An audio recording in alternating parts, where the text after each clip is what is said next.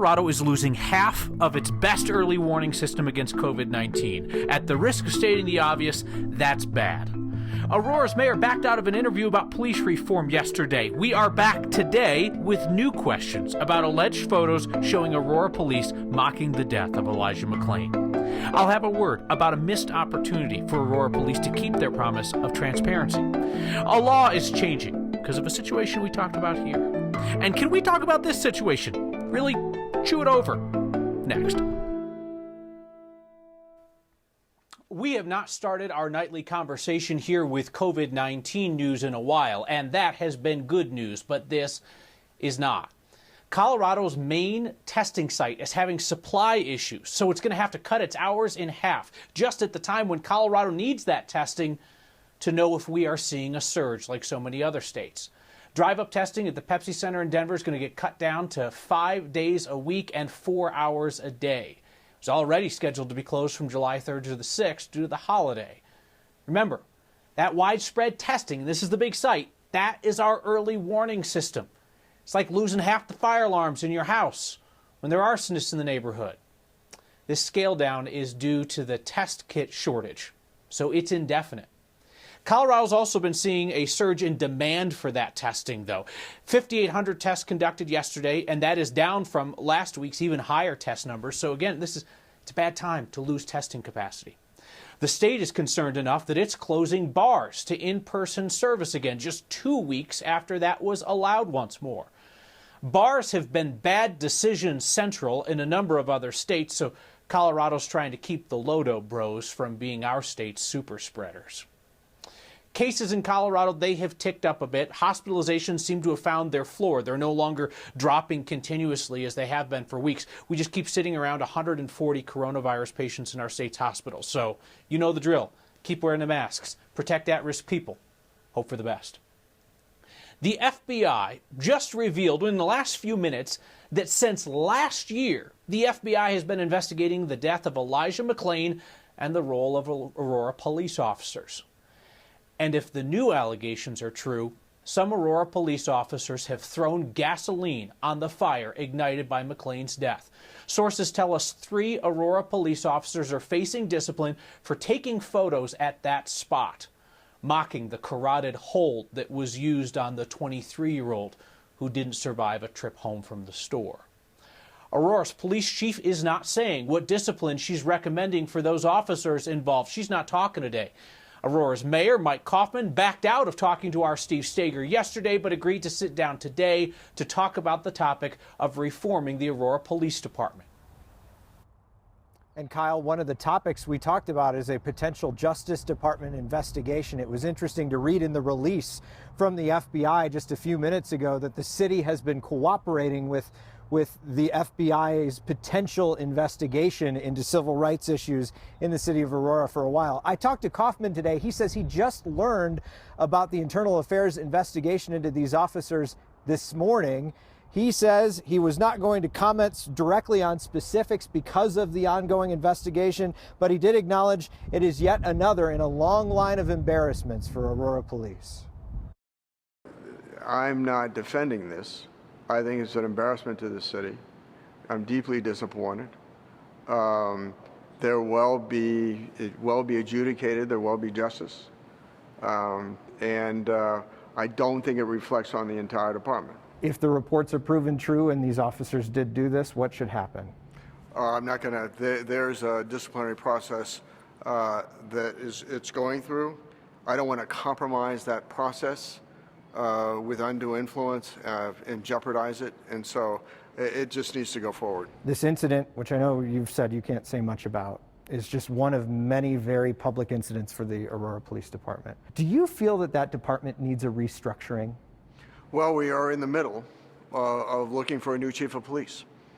And so obviously our concerns are who can do the best job. I think the vast majority of our department are composed of incredible people that do an extraordinary job. But it would seem as though, especially if these allegations against these officers are proven true, that there is a cultural problem in this police department. Is replacing a police chief going to be enough?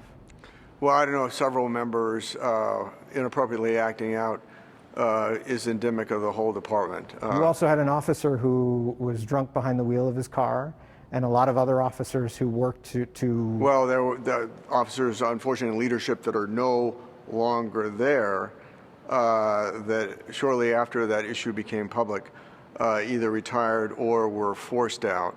And so we have the ability to have new leadership now. Would you be opposed to a Justice Department review of the Aurora Police Department? I think if the Justice Department wants to step in, I mean, I think that's fine with me. I really, I think that we can handle the issues before us. And so I think there's an awful lot of eyes on this situation right now to be able to move us into a better place. The three officers involved in this internal affairs investigation had a pre-disciplinary meeting with the chief today. What that means, the chief laid out her recommended discipline for those officers. They can either accept it or they can go against it. If they go against it, they have about 3 days to respond to it, or they can accept it immediately. The department has not told us what the recommended discipline for those officers is or what those officers said during that meeting this morning, Kyle. Hey, Steve, it's interesting because our day started out with a conversation between the two of us about if there was any chance that the feds might get involved in Aurora, and lo and behold, within 3 minutes of the beginning of the program, they acknowledge, oh yeah, we've been looking since last year. It's knowledge that I wish I had when I was talking to Mayor Kaufman, because you hear him through the course of that say they typically only get involved in a civil rights case. He says that the city has let those cases be very, very public and that there are a lot of eyes covering those. So in this case, he doesn't necessarily feel like the Justice Department needs to get involved, but he says he would not say no if they came knocking and said they wanted to look into the Aurora Police Department, though I don't know he'd have much of a choice in that. Yeah, and a reminder, this can go one of two ways. Justice Department could force their way in, or some communities, including Commerce City over the years, have invited the Justice Department in to take a closer look. Steve, thank you. Aurora City Council is having a virtual special meeting right now where council members are questioning police leadership about the McClain case and about riot police moving on the crowd during that violin vigil over the weekend outside City Hall. Councilwoman Allison Coombs said that they are getting thousands of emails a day about the McClain case ever since that story went national. Perhaps you've seen there is a Reddit thread circulating purporting to show screenshots of internal email correspondence between city employees. These emails say that Councilwoman Marcia Berzin's got more than 3,500 emails about McClain in one day, asks whether the city could set up a filter on her account so, quote, emails with Elijah McClain or defund police can go into another file, either spam or something else. We talked to Councilwoman Berzins today, and she insists that she is not trying to avoid public feedback about the McClain case. She says that she would still read the emails in another folder, though she did tell us that what we needed to be looking into was who at City Hall is a leaker. Aurora police know that they are protecting and serving Colorado's most diverse city, and the leadership of APD knows that they don't reflect that diversity. 79% of the department's officers are white, compared to 61% of Aurora. APD's 4% black, compared to 16% of Aurora. 8% Hispanic, compared to 28% in the general population. And in leadership, APD gets whiter. Interim Chief Vanessa Wilson acknowledged to us that the department's just not diverse enough. Not at all. Not at all. No. I'm the only female that's ever held the rank of division chief. There's only 2 other women above the rank of sergeant in this organization, and few of color, and so we definitely need to do a better job. Obviously, it's not just police departments, but all kinds of institutions throughout society, including the media, which do not fully reflect the diversity of the communities that they serve. A thought now about what we have seen this past week in Aurora. Interim Police Chief Vanessa Wilson came in promising transparency. Tough decisions to be open when keeping stuff quiet is more convenient. What a missed opportunity for transparency this week. Chief Wilson did a string of interviews where she could have said to the public, hey, you know, there's something that you should hear from me. There are these photos. They are bad. We're investigating.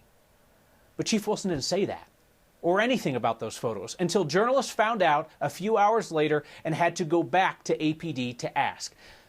Transparency is not, I'll admit it if you can dig it up and ask me. Transparency is what the public was promised, and it is not what you got from Aurora Police this week. So, you know, people still come by that spot. The place where Elijah McClain was just trying to walk home when officers put their hands on him for nothing more than looking suspicious. Candles burned at that spot, just south of Billings and Evergreen in Aurora. And the people still come, like the Bales family today.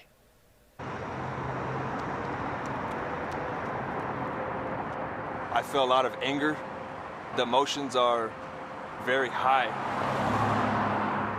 Elijah should still be here. Yeah. He should definitely still be here. None of that should have happened. Sad. Sad. And just to see the candles lit and burning for who knows how long, yeah, that touches me. And I just wanted to show my kids, I want to bring them here to pray. When I was growing up, my mom and dad taught me that the police were here to protect us and serve us and keep everybody safe. It's not the case anymore. It's not the case anymore. It's sad. Our children are black, so unfortunately we have to teach them, you know, you're not in favor. You're not privileged like we are, so it's very unfortunate. I feel that our voice is our most powerful tool, and I feel that all of us need to use our voice in order for justice to happen.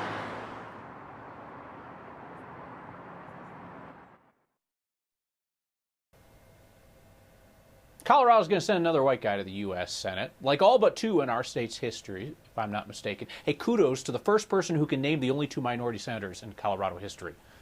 In less than an hour, we begin to learn if the Democratic nominee will be former Governor John Hickenlooper or former House Speaker Andrew Romanoff. They're going to face Republican Senator Cory Gardner in November. Marshall Zellinger, of course, knows the answer to my little pop quiz, but he's our politics guy. Marshall also knows that tonight's the start of the stretch run to the general election, as always paved with ads. And I didn't need you to tell me the answer either. Let's start with some good news. Usually we like to tell you when the final political ad will air because we're about to hit an election and you're going to love that you don't have to watch political ads anymore. Well, the good news is there's 4 political ads between now and 6:30. The bad news is I've checked and there will be political ads still running during 9 News at 10. That's because the election doesn't end with the primary, so really the countdown is 126 days until Election Day on November 3rd. So what have Hickenlooper and Romanoff done today leading up to the primary? Normally you'd probably see them out on the side of the road trying to get you to honk for them or showing up at some last-minute events, but not because of COVID-19, no. Apparently Hickenlooper wasn't sure who to vote for, so he held on to his ballot for the last day. He tweeted this photo of him and his wife Robin dropping off their ballots outside the Denver Museum of Nature and Science. His opponent, Andrew Romanoff, is not in Colorado. Romanoff's father, Marvin, passed away in Ohio. That's where Romanoff will be tonight. He is going to have a watch party on Zoom. Hickenlooper will also have a Facebook Live later tonight. Over my shoulder, you can see a pie chart here showing some results of who has voted, not results of the election because we still have some time to vote.